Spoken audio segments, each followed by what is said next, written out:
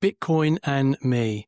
I haven't actually told my story yet, and today isn't going to be that day, but I spent a few days in Prague at the Bitcoin conference and met so many people, had so many experiences. On the 2-hour flight home, I captured a whole load of thoughts. I didn't listen to a podcast or an audiobook or read. I'd literally spent 2 hours writing down a whole load of notes to capture that experience and with a view to putting it out as a solo pod. So it's as close as I've got to probably telling my story, and there are some views and thoughts on Bitcoin and the Bitcoin space that I think have fundamentally changed in my mind based on the last few days. Hopefully you'll find this interesting. That's the intention, that's the hope, but either way, I had to get this out of me. So yeah, I hope you continue to listen, and maybe you might have a couple of reflections yourself that might change your view on Bitcoin. The whole venue felt accessible, felt welcoming, a real buzz around the place, but definitely not a euphoria.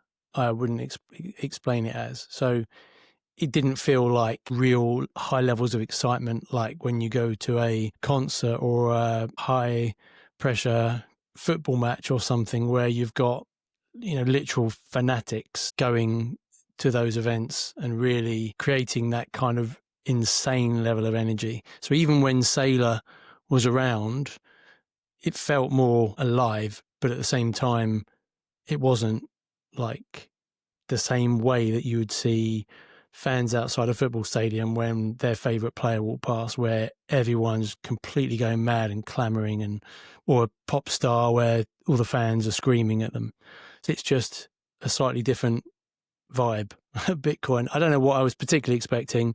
I just thought it would be slightly more crazy. So I got to meet Sailor by having to wait less than probably 2 or 3 minutes to get to the front of the queue, shake his hand and have a photo taken. I'll come on to that a bit later. But I wasn't expecting that. I thought it was going to be more manic, more crazy, 10,000 people, the biggest conference in Europe. You'd be struggling to get through doors and it would just be absolutely chaotic. But, it wasn't. It still felt fairly accessible, and that you could get to people quite easily if you wanted to. And that was a really good thing. I really enjoyed that aspect of it. So when you first walk into the hangar, it's basically an aircraft hangar in Prague with beer tents and food stuff outside and benches and bean bags and stuff. So it's quite chilled outside. And when you go into the hangar, there's the VIP area upstairs, which I gate crashed on the last night, but yeah, maybe we'll come on to that. And then on the right-hand side,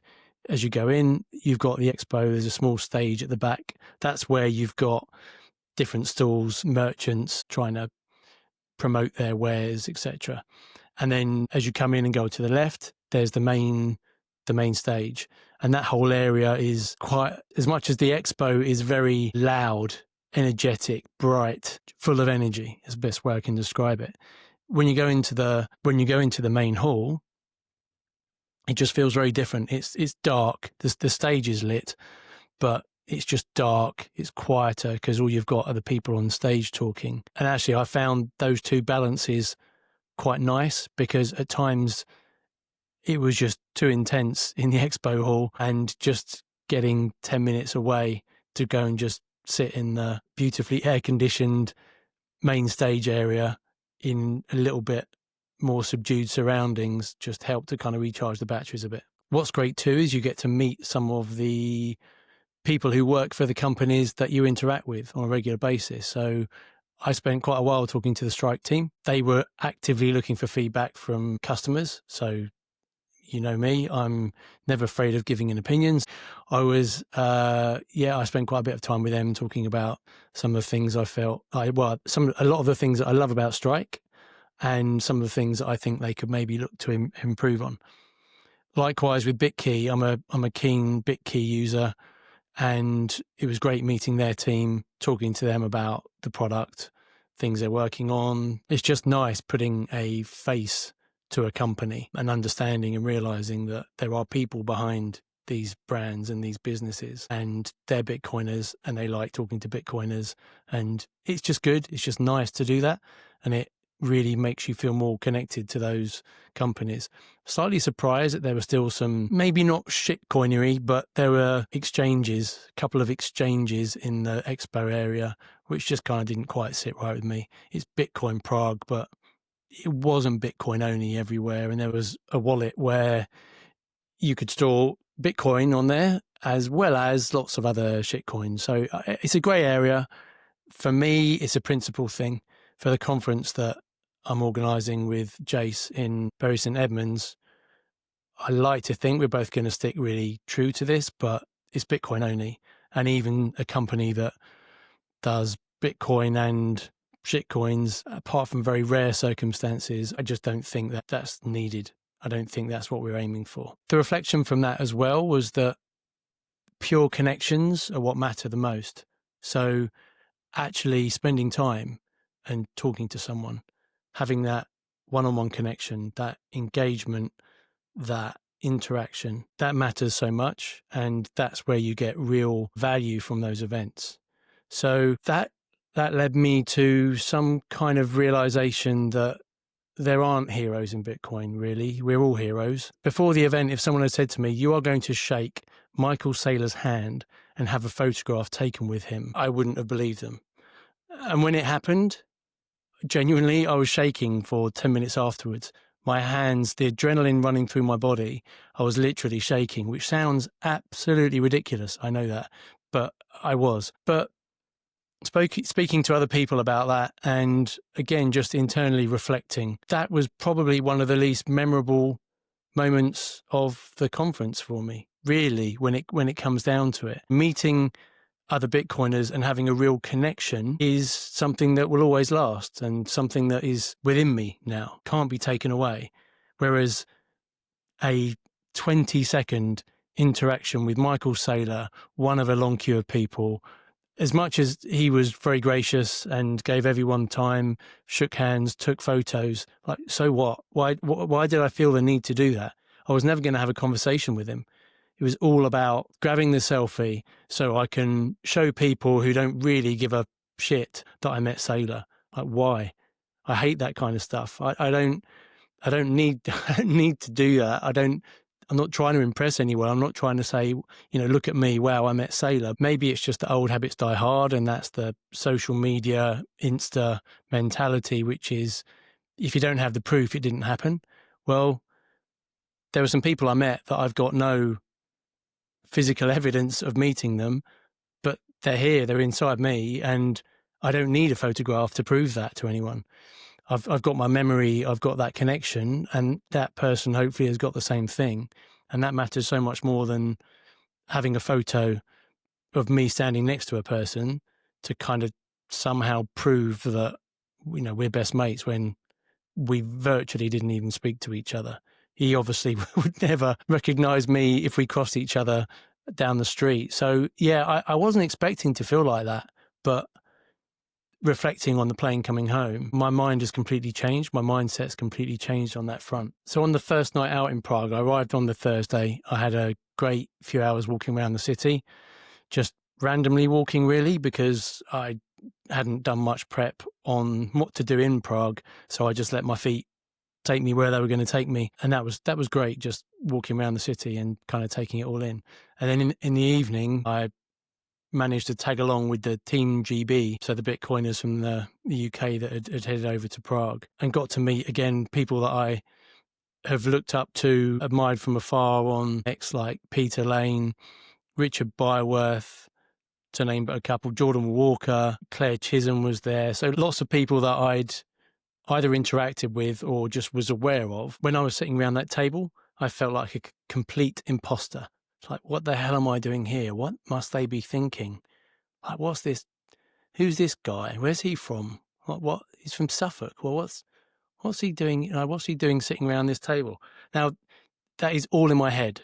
There was none of the people around the table could have been any friendlier, any nicer, more welcoming, and that's imposter syndrome, loud and clear. I guess not everyone has it, but I think if you don't at all, you're a clinical psychopath. So I guess it's good news that I've got some, but it just really, again, made me think while I was there, actually. So this wasn't just a realization while I was on the plane coming home, but while I was there and talking to a couple of other people, just sharing that view, he kind of said, well, the only criteria you need to meet to sit around that table is to be a Bitcoiner. You don't have to be anything more than that, really. It's not like you have to hit certain levels of Bitcoin stash or the amount of time you've been in Bitcoin or the amount of exposure you have on social media, how many X followers you've got, whatever it may be. None of that really matters.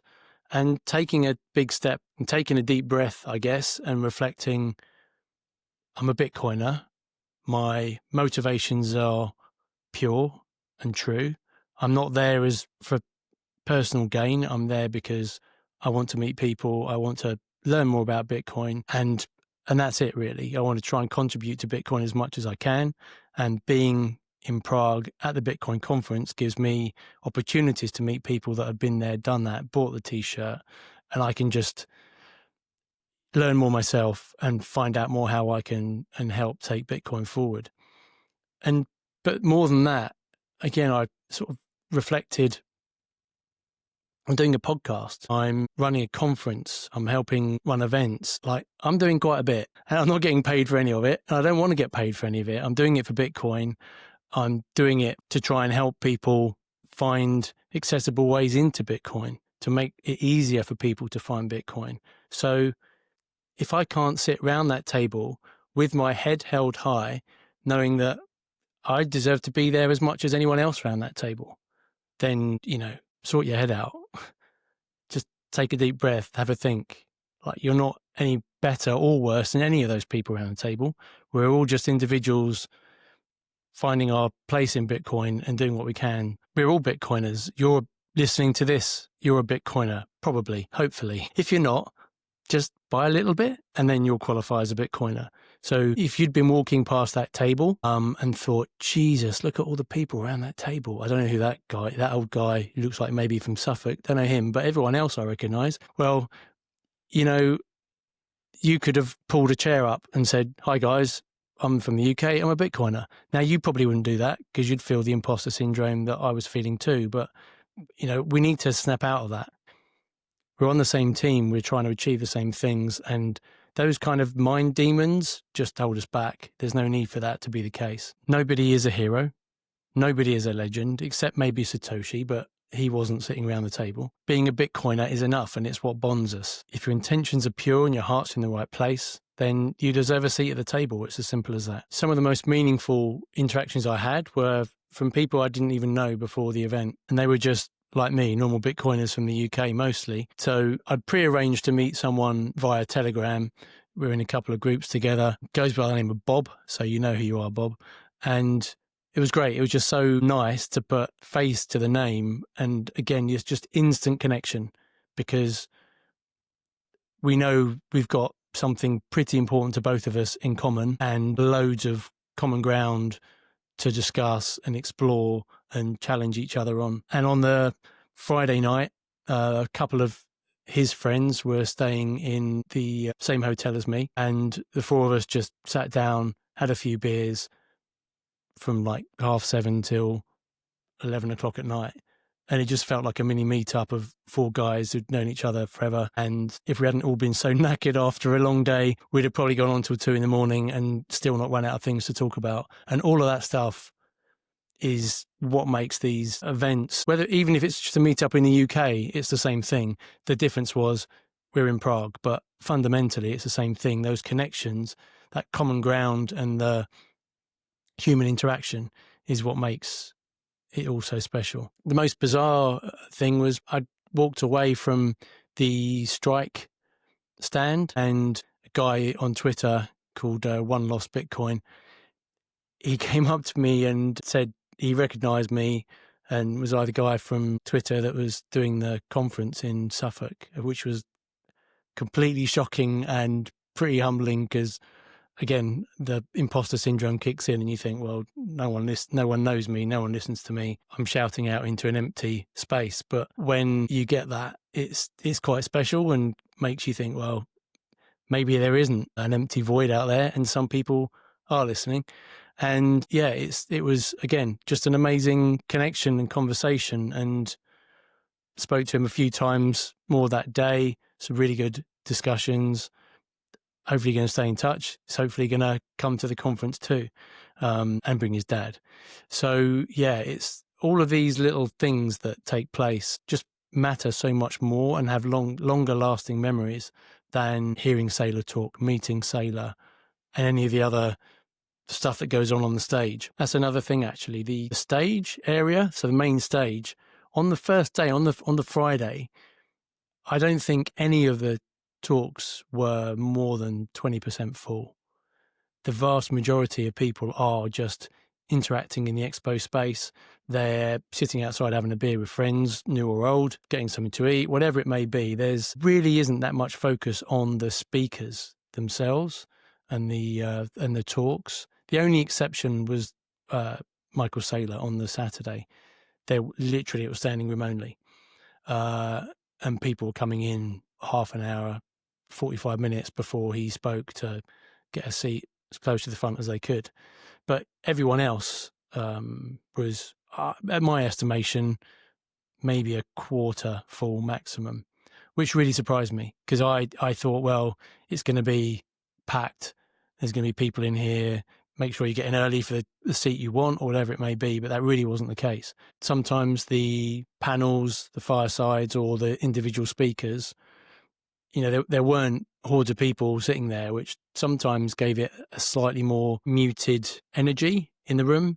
On the whole, always interesting to listen to, but it also quite surprised me where some people were like reading off literally printed sheets of paper or reading notes off their mobile phone, which I don't know. Maybe I was expecting too much, but I sort of thought for the biggest conference in Europe, things like they'd have a teleprompter, or the speakers would have, I don't know, prepared a bit more. I don't know. But it just seemed slightly jarring to me that you've got this massive, massive main hall with thousands of seats lined up, and you've got someone reading from a piece of paper at times.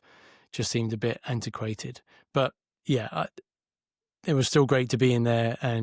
But really the interesting stuff from the conference, which I've heard people say before from conferences in the UK, America, Europe, is the interactions you have with other people are the memories that you take away with you, and not the person you saw on stage. Because again, frankly, you can watch them back on YouTube. It's probably better and clearer than when you were sitting in the main hall. Even on the plane home, it sounds ridiculous, but I don't even know if he was a Bitcoiner, but there was a guy that was standing by the toilet, and he'd just been in and come out, just stretching his legs a bit before he went back to his seat. And the two of us just chatted for a few minutes. And it's ridiculous to say, but there's more of a connection there than there was when I met Saylor, going back to that again. So it was just really eye-opening for me that human connection is all that really matters. And the selfies for Insta, not that I'm put it on Insta, but the selfies for Insta just don't really mean shit. And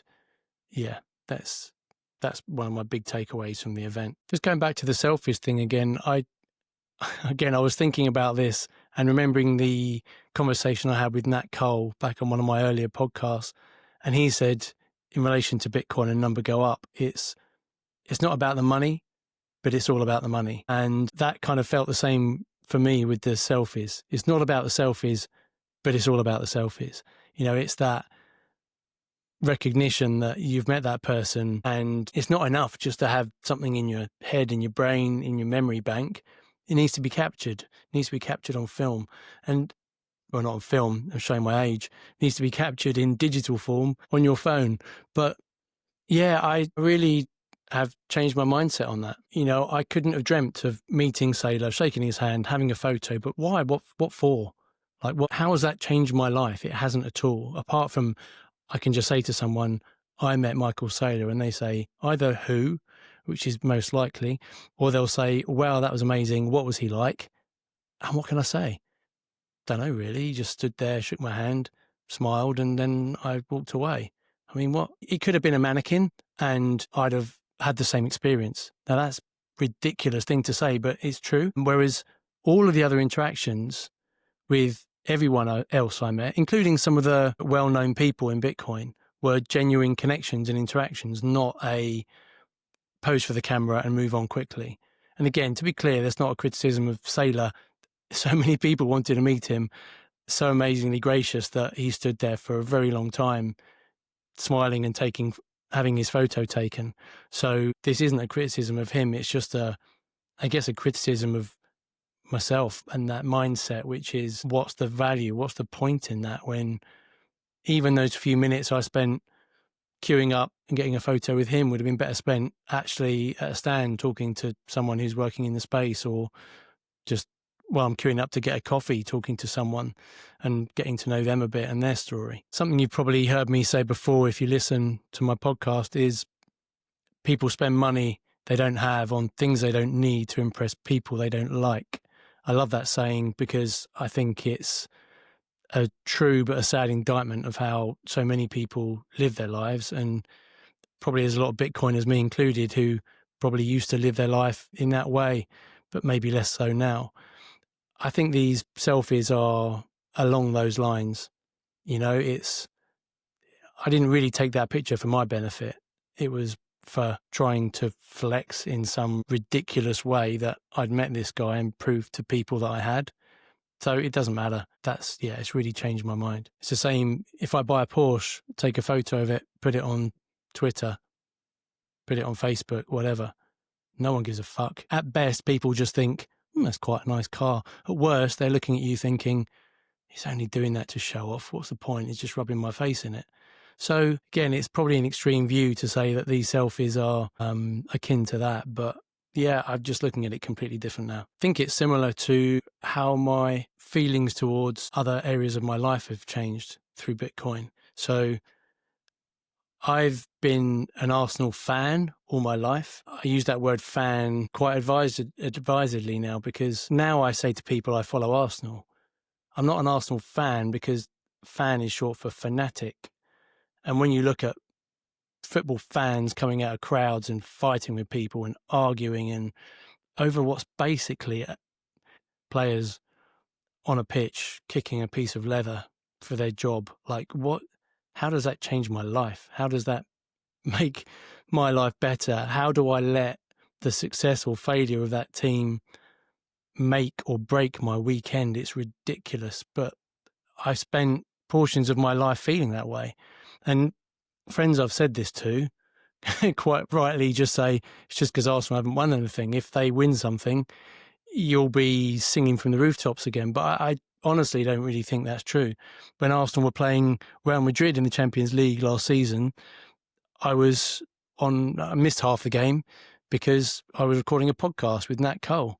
I never would have done that 6 months ago, let alone 6 years ago.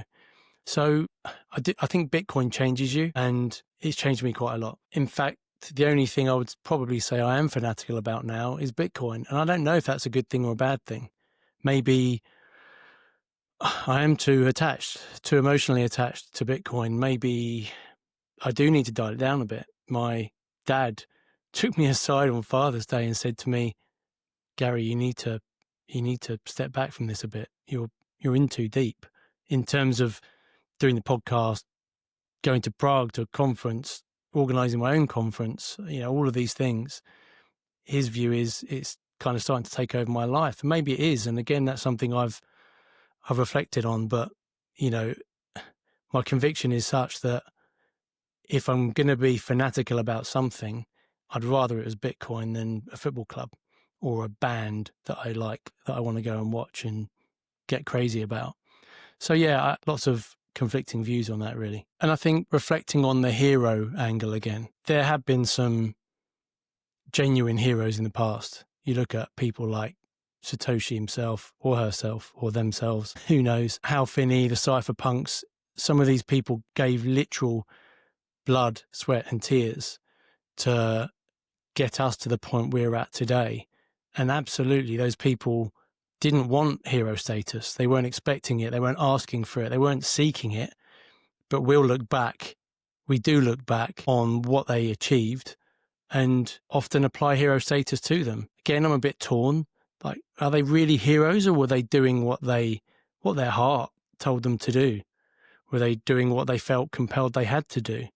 Does that make you a hero? Maybe, but not everyone does that.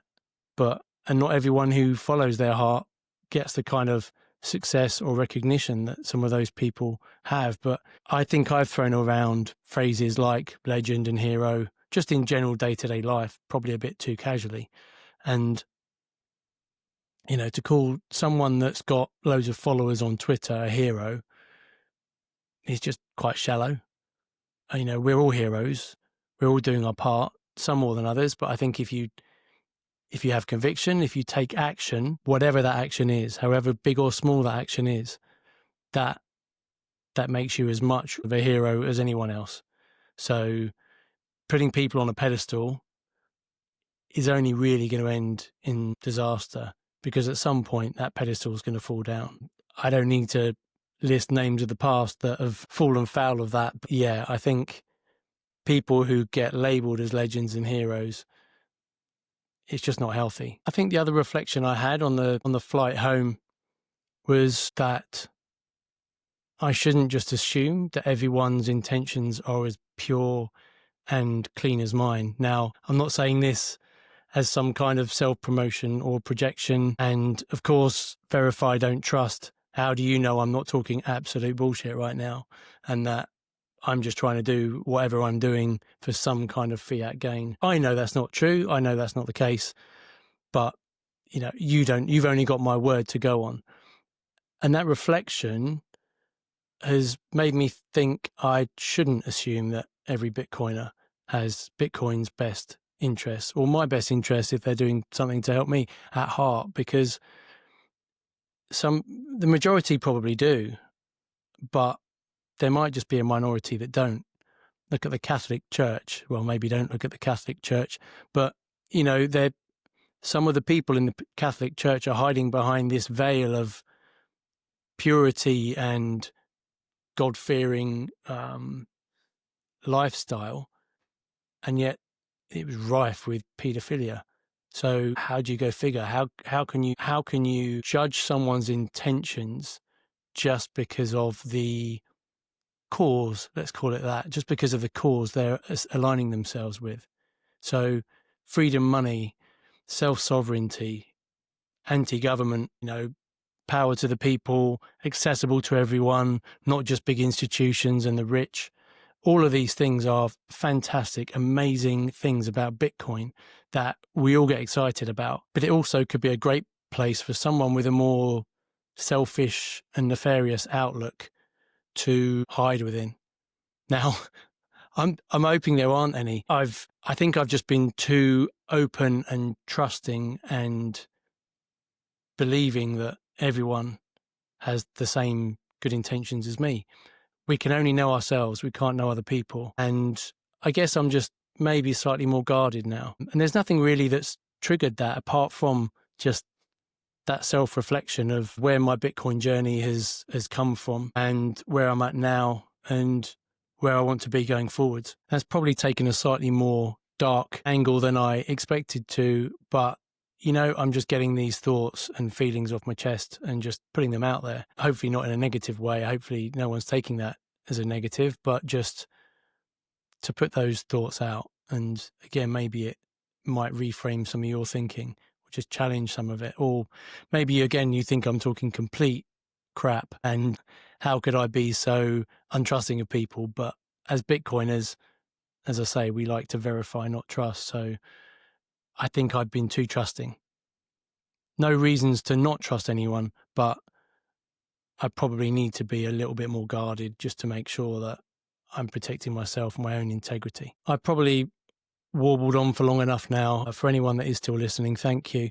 I was going to reflect finally on one of the things that really triggered my change in approach towards Bitcoin.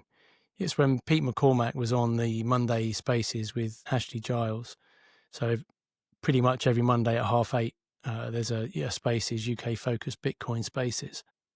I'll try and find the clip and put it in here. So if I stop talking now, I've found it. Yeah, Gary, your hands up. Yeah, thanks, Jez. I had a question for Peter. In terms of how we would measure success for Real Bedford compared to, balancing success on the pitch, success within the community and improving Bedford, and the impact that Real Bedford has on Bitcoin, like those three things, where's the kind of the balance? I probably don't think about balance. I think just get to the Premier League. Well, no, I just think either it may be just coincidence, but just directionally, everything's pointing in the same direction. There are all these issues in society now, which are very clear and very obvious, which is the problem which Joe talks about. Yeah.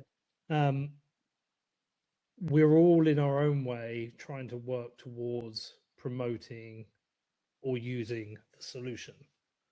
And so the football club is the best hobby in the world, and at the same time is teaching people about Bitcoin.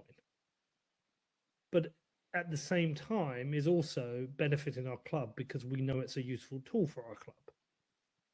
Yeah. All the issues that we have in our town, a football club isn't going to fix it. That's the other thing. Sorry, I'm going to answer this differently. Just say something different. Bitcoin doesn't fix things. People fix things, and they do it by using tools, of which one of them is Bitcoin.